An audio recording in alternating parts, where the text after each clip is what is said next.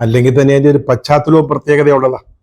ഞങ്ങൾ ഈ സർക്കാരിൻ്റെ കാര്യം ഇച്ചിരി ഡിമ്മായിട്ട് നിൽക്കുക, അല്പം വീക്കാ, ക്ഷീണവശമാ, എങ്ങോട്ട് തിരിഞ്ഞാലും ഒരുതരം എരണക്കേടാ. അതെല്ലാവർക്കും അറിയാവുന്ന കാര്യമാണ്. ഞങ്ങൾക്ക് ഇതിനകത്തുനിന്നൊന്ന് കുതറി ചാടണമല്ലോ, ഒന്ന് രക്ഷപ്പെടണമല്ലോ.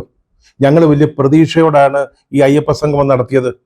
അത് വൻ സക്സസ് ആകുമെന്നും അതുവഴി സകലമാന ഹിന്ദുക്കളുടെയും പിന്തുണ കിട്ടുമെന്നൊക്കെ ഞങ്ങൾ വിചാരിച്ചതാ. പക്ഷെ എന്തോ ഉണ്ടായത്? പുലിപ്പാല് കൊണ്ടുവരാൻ പറഞ്ഞപ്പോൾ പുലിയം കൊണ്ടുവന്ന ആളാ ശബരിമല ശ്രീ അയ്യപ്പന്.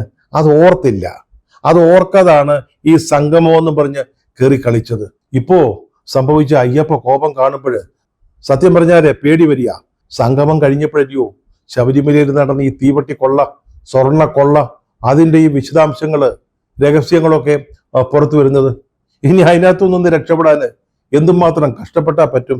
പിന്നെ ഒറ്റ കാര്യത്തിൽ ഒരു ആശ്വാസമുള്ളൂ, ഈ അയ്യപ്പ കോപം കൊണ്ടുണ്ടാകുന്ന കുഴപ്പങ്ങളൊക്കെ അനുഭവിക്കാൻ NSS SNDP ഒക്കെ കൂടെ ഉണ്ടല്ലോ എന്നൊരു ആശ്വാസം മാത്രം.